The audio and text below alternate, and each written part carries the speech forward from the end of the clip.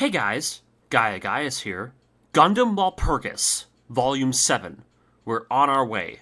As usual, let's do a recap of the previous volume. Upon reaching the ruins of the Storm Garden, located within Side 5, Masahiro fought Elise in the Fafnir. Through a new type resonance between the two, Masahiro managed to subdue her, and she was taken prisoner by the crew of the Yulong. However, after doing so, Masahiro's split persona, simply known as Mashiro, finally took hold of him, stealing the Over.ON, siding with Raymond and his mercenaries, and destroying Thane's Zeta 2 in a heated duel, the man attempting to break Mashiro's hold over Masahiro's mind. Revealing to Masahiro that he is in fact the original persona of Shamal Mannheim, Mashiro has the mercenaries bring him to the site of a massive asteroid psycho weapon, known as the Orpheus. Mashiro using its massive power to try and obliterate the Ayug forces trying to pursue him. With Sarada Karn having reached the Storm Garden facility first,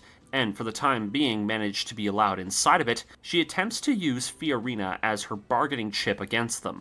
All the while, Fiorina is psychically trying to communicate with her sister Conchetta, the pilot of the Masala Glashtin, on a plan to save everyone else. As all of this is happening, Thane Amadeo, having survived his duel with Mashiro, is rescued by Sarana Karn's Neo-Zeon forces, and is given control of the Storm Garden's Delphinium, a massive mobile weapons platform, and loose successor to the Dendrobium. The Psycho Flare weapon of the Orpheus is on full display, and the three forces of Neo-Zeon, Ayug, and Anaheim all race to uncover the secrets of Scirocco before time runs out. Gundam Walpurgis Volume 6 ended with the erupting battle between the Over.ON Glashtin and the Delphinium, just as the fight began.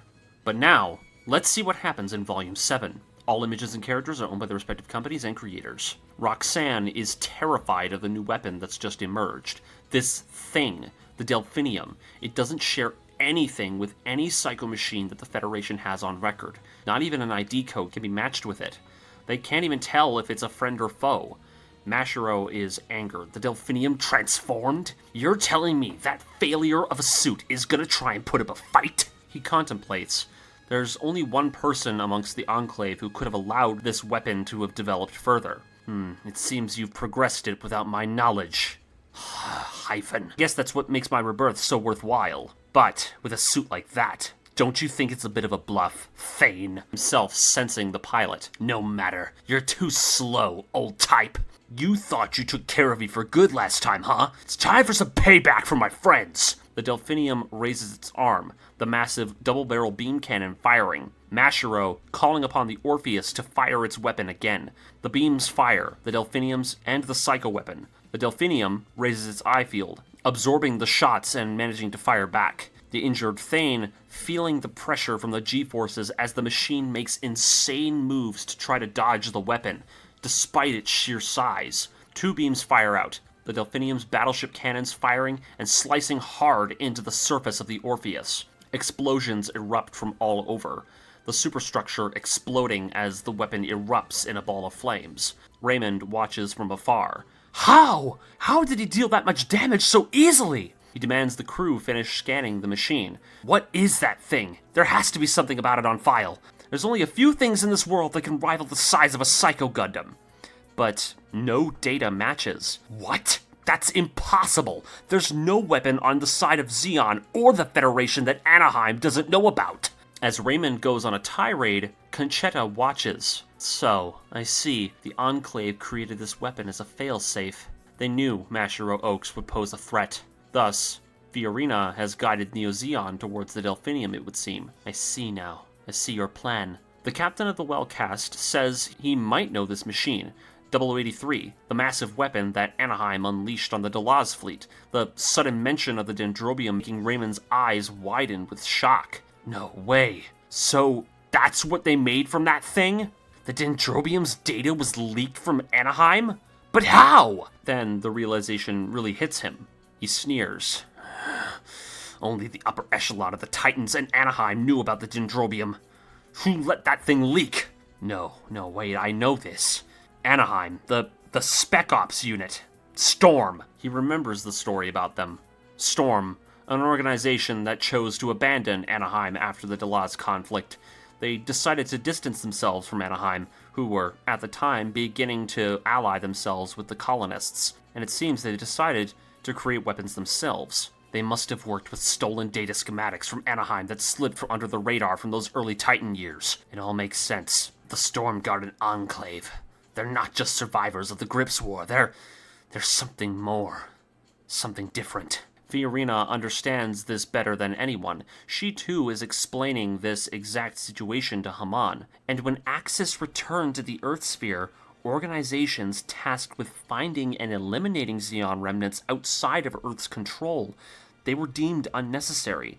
Thus, organizations like Storm were cut off and they simply vanished. But nonetheless, the technology of their mobile suits have been continuing to evolve. It seems they've made their own breakthroughs in movable frame technology, anti-beam coating, transformable mobile armors, even psycho machines. And your people reincarnated these weapons with modern technology? Yes. My people took over the remains of Storm, as well as their weapons, to fight against those who would dare seek Scirocco's throne. People like you. Haman smirks. Funny. And what do you see out of this entire conflict? That Ayuk pilot, the one you captured, he seems to know what he's doing. Now that the machine is finally out there fighting, it might actually be possible to fully destroy the Orpheus. However, there still remains the Over.ON, as it still possesses a grimoire. The asteroid explodes from the inside. GM Grams fly through the smoke cloud. The mercenaries quickly trying to encircle the Delphinium, Thane transforming the machine back into its mobile armor mode and blasting away. The three GM Grams giving chase. Roxanne can see their scans. The Delphinium is trying to draw the enemy away. Send a message to the Yulong. The crew gets the signal. This is their last chance. Frederica turns to Jesse's men, who've finally managed to catch Elise, who's laughing at the fact they finally caught her. I praise your instincts for finding me. Yeah, well, can't praise yours. Nonetheless, Frederica sends her away with the boarding crew, with Elise making note that she can sense something about the massive machine that's fighting out there, the Delphinium. I think he's alive, you know. Frederica realizing with a gasp. We cut to the Delphinium itself. The GMs are amazed by it. It's so much bigger than they are, yet it's so much faster. They can't even catch up with it. But Thane cuts to the chase. He slams the brakes on the machine, transforming the unit's legs, flying backwards. What the hell? He's gonna break his suit's legs doing that! Even with a linear cockpit, he'd still be flattened with a move like that. Thane holds on for dear life, gritting and cracking his teeth as the G-forces crush him into his seat. Damn it! He's behind us! Spurt out!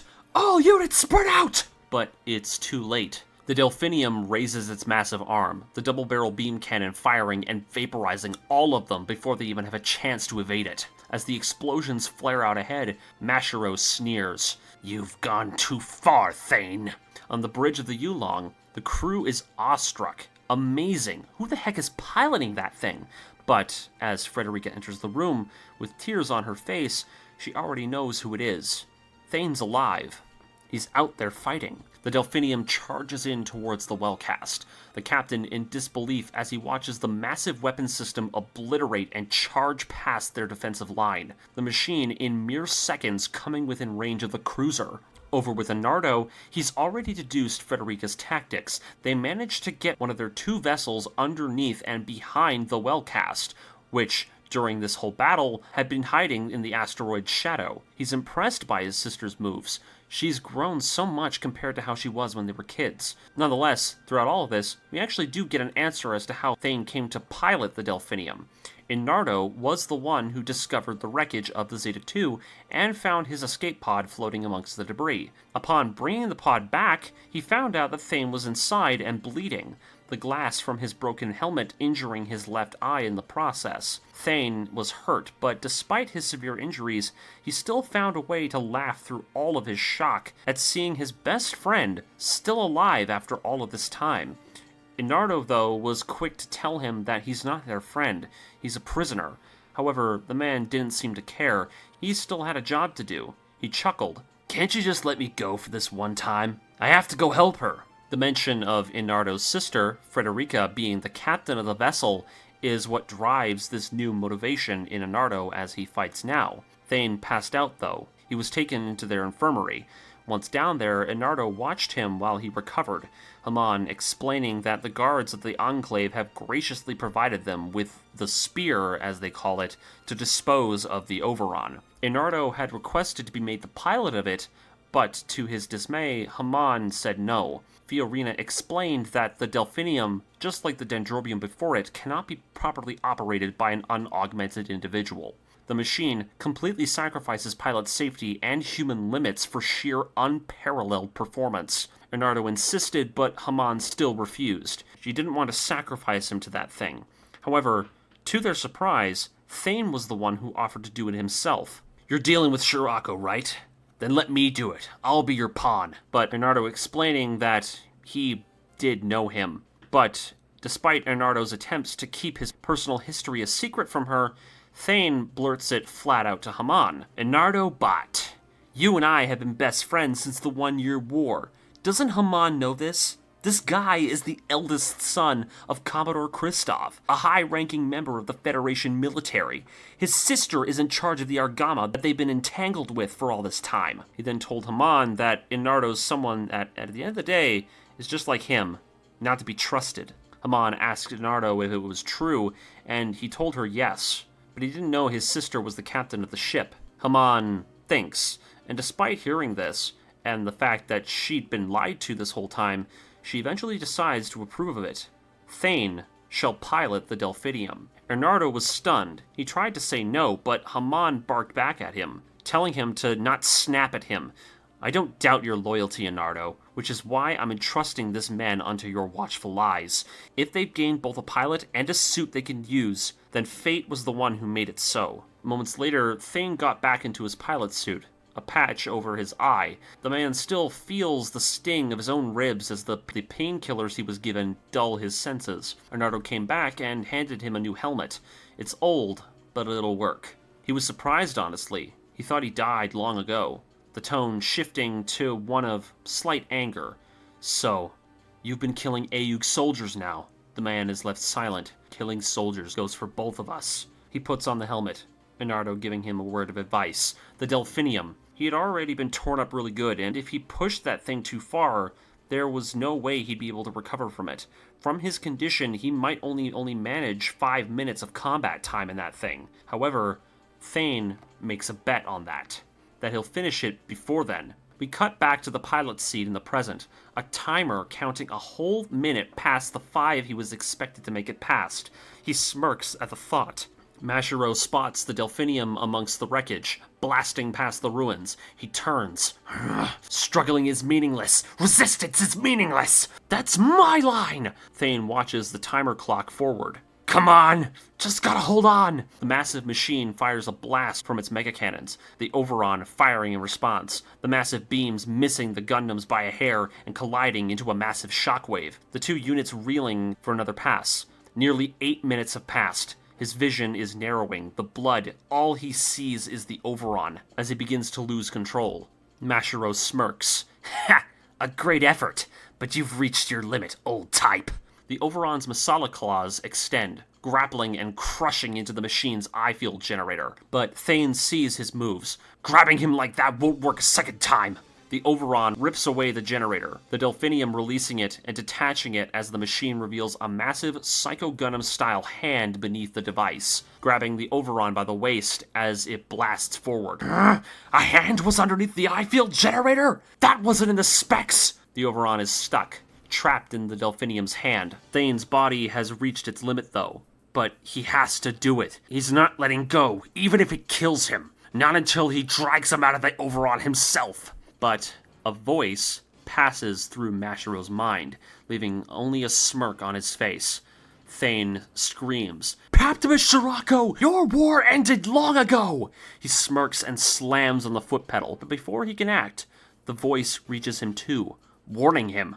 The voice, the true voice of Masahiro. The Over.ON deploys its subarms, trying to reach with beam sabers to slash the Delphinium to pieces. The old machine grabbing hold the moment Thane sees the swing. "What? How? I was in his blind spot! He couldn't have seen the subarms!" Thane sneers, but then smiles. "You didn't know what just happened, huh? Don't underestimate an old type. I heard that voice. Masahiro is inside of you.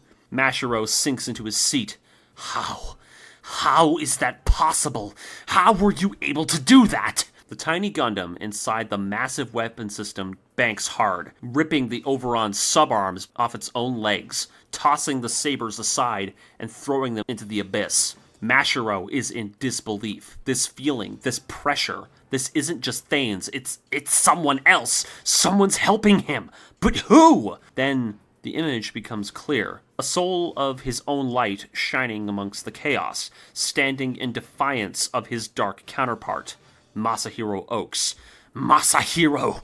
This is your doing? He's furious. How? How is that possible? How is a false persona holding me back from reaching my true potential?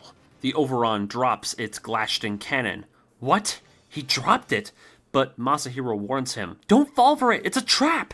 The Over.ON fires a small magnetic cable to the cannon, linking the machine and discarding the weapon to get there as he turns and aims it at the Yulong at a distance, remotely. Disappear forever, Masahiro Oaks, along with this place you wish to go back to! The beam fires. Frederica and the Yulong still engaging the well-cast ship in ship-to-ship combat, but a feeling comes over her. A chill. The beam rockets in, heading directly for the ship from above. There's no time to evade it! It's gonna hit us!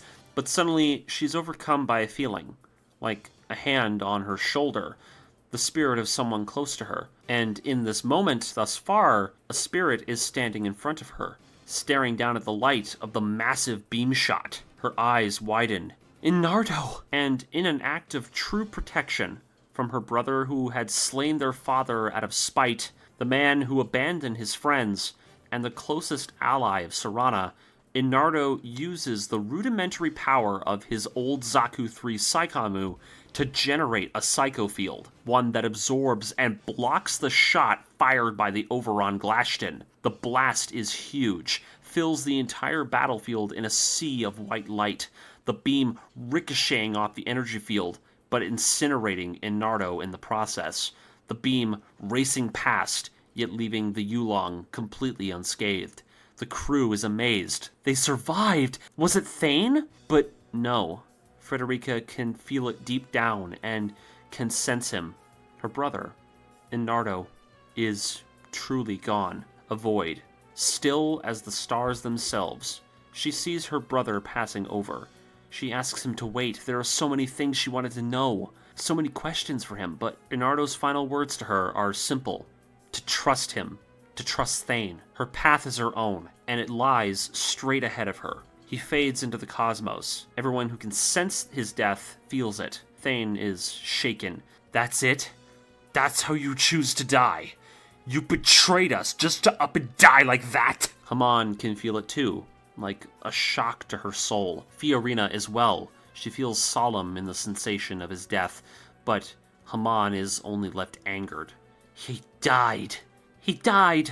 He died without my permission. A memory of Haman's flashes into the mind of her true host, Sarana, the Neo-Zeon throne room. Just a few years ago, the day Haman herself once met Inardo Bot. Everyone was there that day. Mashimir, Iliapazim, Karasun, August Gieden, Yuri Hassler, Asakura, Cars Edward, Gerald Sinclair, everyone. One of Haman's guards is unimpressed with Inardo. Honestly, this is him, the son of that Ayug general? The other guard is concerned. The Bato family is not to be trusted. They've constantly warned us about engaging with this man.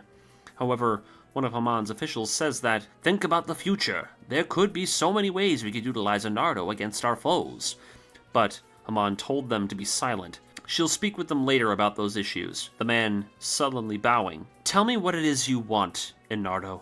What every true space noid wants. Freedom. Is that why you originally sided with the Ayug? What of your family? Inardo then told Haman the story of his mother, how she was killed in the One-Year War, a civilian lost like so many others. You're an Earthnoid, though. You must hate the Zabbies and Zeon for all the things they did. But to Inardo, he saw a different picture. The truth he came to realize that day was that the One-Year War was simply the result of the Federation's own corruption and greed. If the Zabbies didn't do what they had done, Someone else would have no doubt committed the same acts. Rakan Dakaran and Arias Moma sneering at his remarks. In the cradle of earth, self-purification cannot be hoped for from those who crave peace. These two desires, the Federation seeking peace and the Federation reforming its actions, these two desires are two completely unattainable goals. If one is achieved, the other will always be sacrificed. Someone has to make it right. Haman agreed.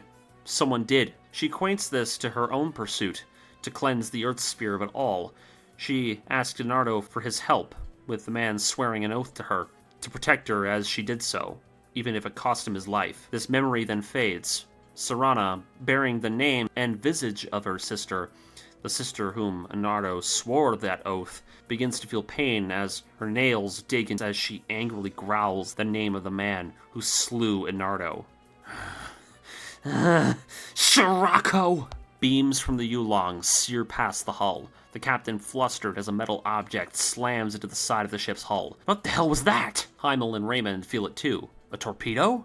The captain orders a damage report. As the battle continues, Raymond is solely focused on the actions of the Over.ON, the man ignoring the idiotic thought of there being an actual threat when it comes to the battle outside between the two massive cruisers.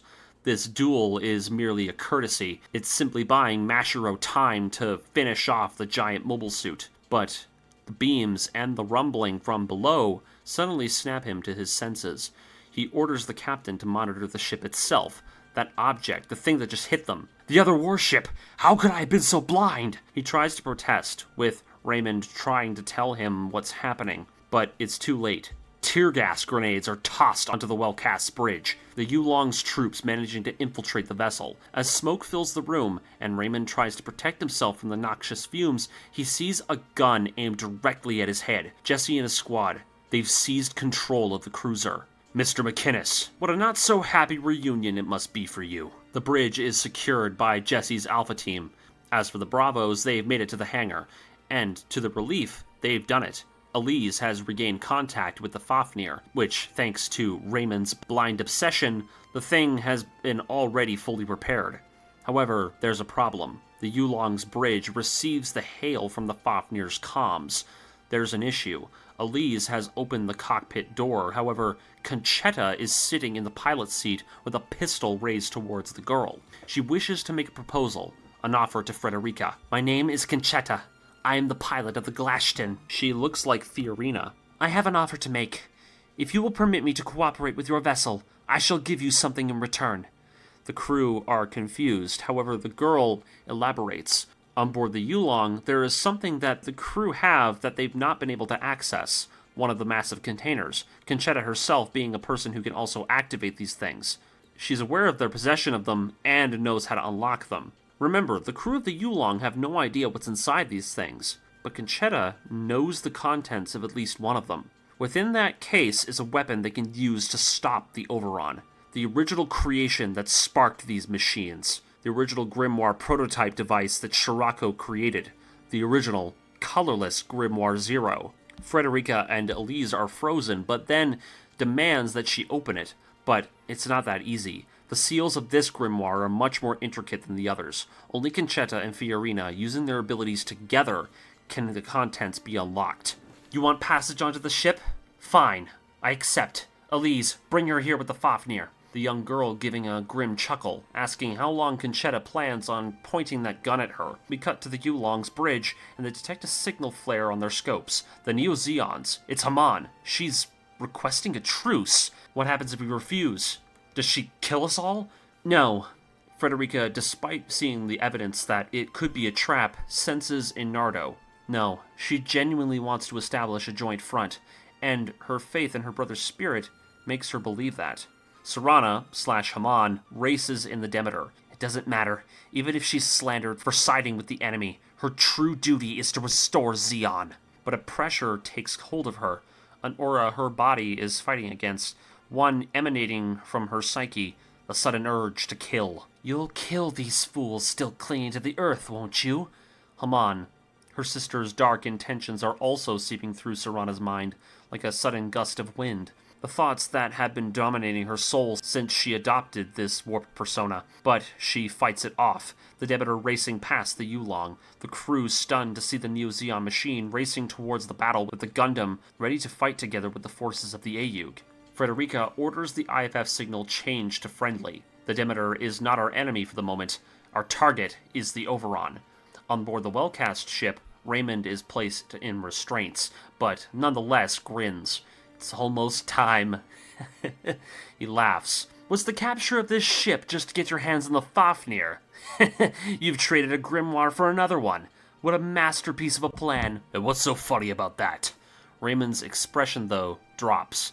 Because it's useless. No matter how many of these things you get your hands on, you'll never be able to stop the secrets of the dead from getting out. What the hell is that supposed to mean? What are you plotting? Plotting? Oh no, you underestimate me, Major. Then again, how can a mere mortal such as I paint this picture?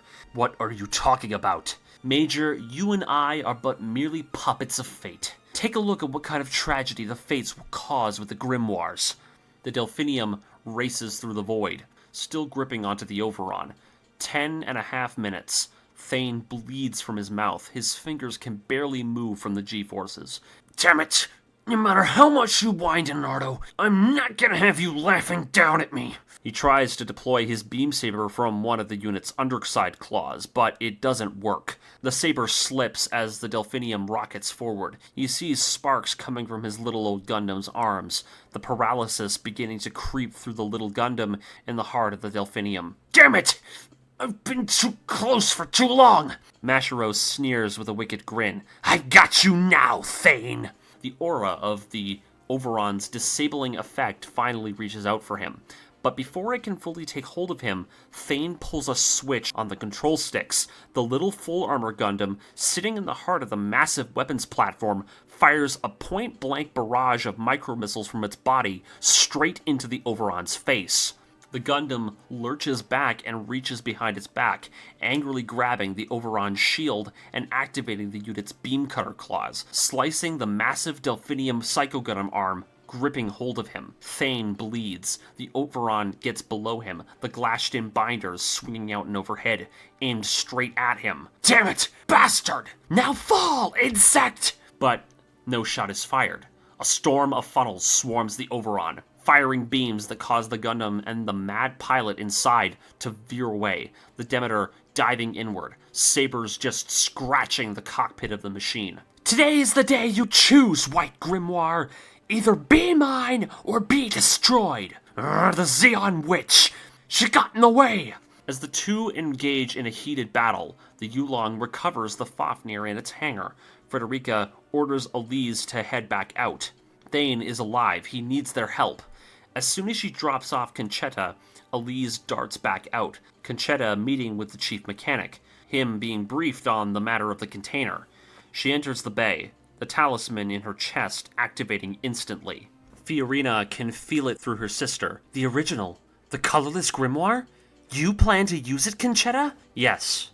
If we allow this power to grow any further, then Mashiro will be the one to take Paptimus's throne. I see. Yes. The promised time is upon us. Now, let's you and I begin the King's judgment. The two sisters, psychically linked to one another across the vastness of space, holding a pair of hands together as their talismans resonate with immense psychic energy. The container activates. As the seals are finally broken, and the secret within the second container is revealed, we finally learn the truth. The machine that bears the first grimoire. It sits inside the container, pristine and untouched. Ever since the Grips War, this weapon has never seen the light of day. A weapon of Scirocco's design of unparalleled strength, the last of its kindred, the first mobile weapon ever constructed by Paptimus Scirocco. Inside the container sits the one and only, the original PMX 000 Masala. This machine is a vessel worthy of a rightful ruler. However, it is this machine that shall test this rising heir. Is he a true king or a shameful tyrant? Let this hour of judgment decide! The girls' connected minds resonate immensely with the massive, transforming mobile armor. The chief is amazed. It's really the real Masala? It is. Ever since the Grips War, we never saw the fate of this machine. To this day, it has served the purposes of Scirocco's legacy, long after its master's demise. Conchetta climbs on board it, its Manawai engaging almost like a waking giant. The chief witnessing the aura coming off the machine like a ghostly, raging flame. Serana and Mashiro fight hard in hand-to-hand combat, the Gundam and the Demeter clashing furiously. Don't underestimate me! Do you really think you can compare to the power of the Over.ON? Ha-ha-mon! Beams fire. The Gundam dodges. Mashiro looks over. The Fafnir. Hey guys! Mind if I join in? The massive Double Zeta transforms mid-flight, raising a mega beam saber that clashes with the Over.ON's claw cutters. You were the one who said he wasn't Scirocco. Don't go all of a sudden start acting like someone you're not. The beam blades clash. The two dart past each other, the Fafnir and the Over.ON firing two simultaneous mega beams from their shoulder cannons. The beams collide with a massive explosion of energy that pulses through the void. Thane giving a smirk at Elise. The rabid dog that she is. She's actually helping them. Don't forget about me! Serana charges in again from above, funnel beams trying to pierce him from the back, the Over.ON dodging quickly. No, no, no! How could this happen? Now of all times! Your overconfidence shall be your undoing! A mega beam cannon from the Fafnir sends the Over.ON reeling. Clever, but childish! Why don't you use that intuition of yours and gain some insight into how the world really works? The AUG will only ever use you as a weapon. I can save all you cyber newtypes! Mashiro's words, though, don't impress Elise. You really think you're gonna try to seduce me with words like that? Masahiro was 1,000,000 times better than you! Serana calls out to her. Come on, girl, follow me! The two working together in unison to face the Over.ON. Elise hates to admit the truth, but it must be done. Scirocco must go. Mashiro. Anger. Hate. Rage.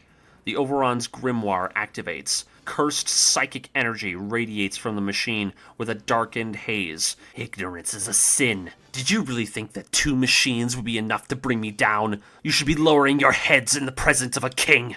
The 3 machines, all equipped with grimoires, all emanating psychic powers beyond human comprehension, auras exchanging, intertwining, and flowing between them as the 2 of them fight against Mashiro, this cruel and mad heir to a legacy long gone.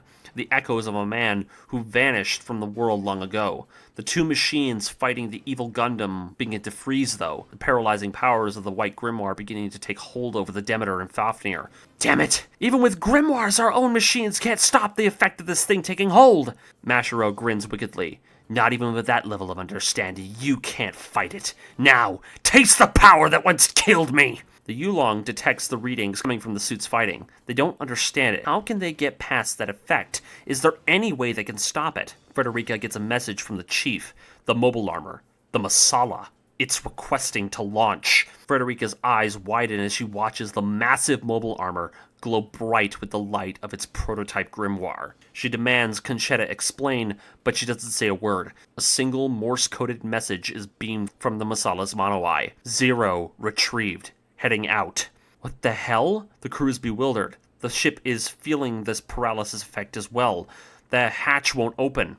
The chief tries to blow it himself, but Conchetta ignores it. She fires the Masala's main guns, blasting out of the hangar doors as the mobile armor jets off into the battle. It races towards the battle between the 3 other grimoires, its form radiating psychic light more powerfully than any of the other machines. Serana and Elise spot it. The Masala? Is it here to help Scirocco? No way!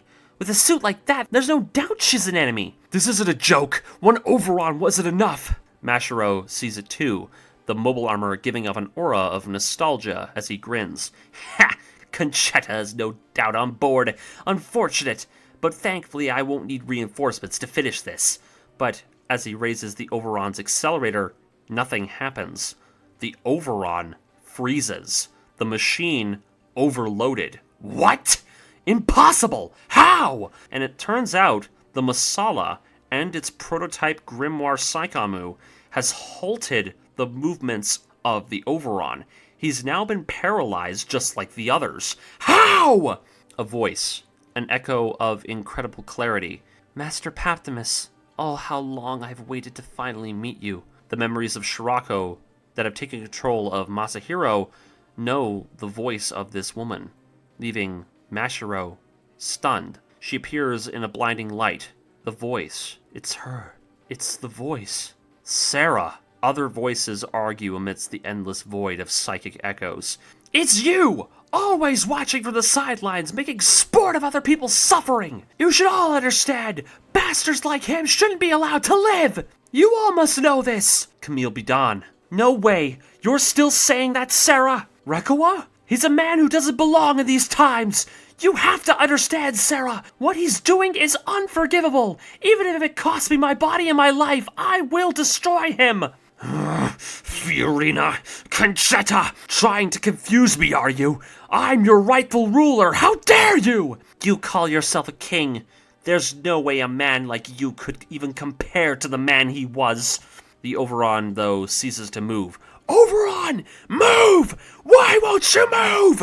Over.ON! Respond! And in this final moment, ending Volume 7, mirroring the fate of his forebear in the O, Mashiro Oaks is crushed, the nose of the Masala ramming the cockpit of the Over.ON and impaling Mashiro inside, just as the Zeta Gundam did to Scirocco before him. Now, let's talk about Volume 7. Let's talk about the Masala. With the arrival of this legendary mobile armor comes answers to a couple of minor questions, ones that really need in-depth elaboration.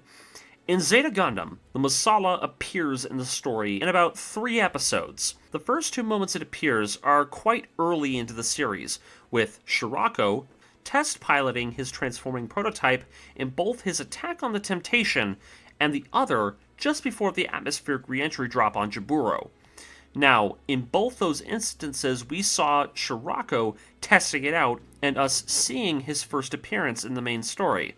As for the Masala in that moment, there's nothing all too crazy about the machine at that moment, other than the fact that it can transform and is much larger than a regular mobile suit. But, as for the third and final time we saw it, it was a whole 30 episodes later, just before the first activation of the Grips 2 colony laser. Now, what makes this third appearance so important is that it marks the point in the story of Zeta when Scirocco gifts the Masala to Rekoa Land.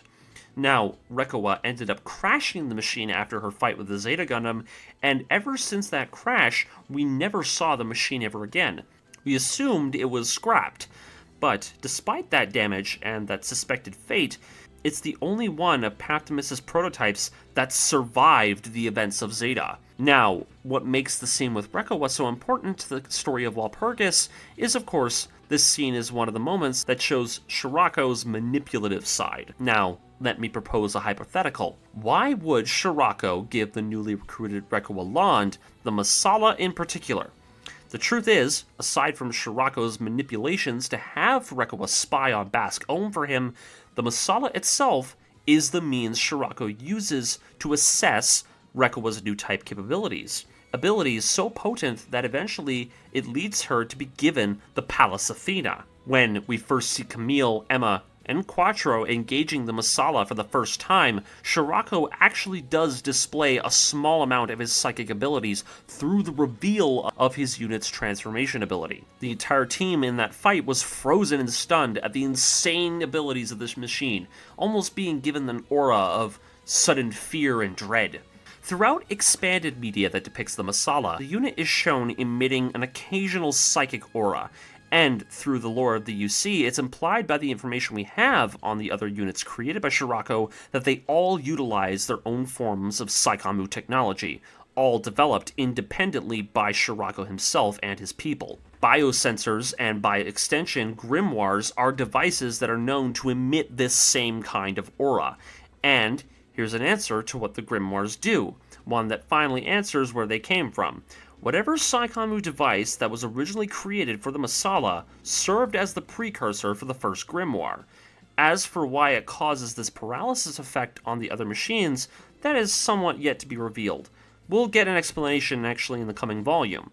But that'll be it for this video. Yeah, Mashiro Okasu was finally defeated, and poetically in the same way Scirocco was killed. But this leaves us finally at the doorstep of the endgame of this story, and I'm so excited for us to see the light at the end of this labyrinth. Remember to like, comment, and subscribe. Turn on notifications to make sure you're caught up with my videos. And this is Gaia Gaius, signing off. I'll see you in Volume 8.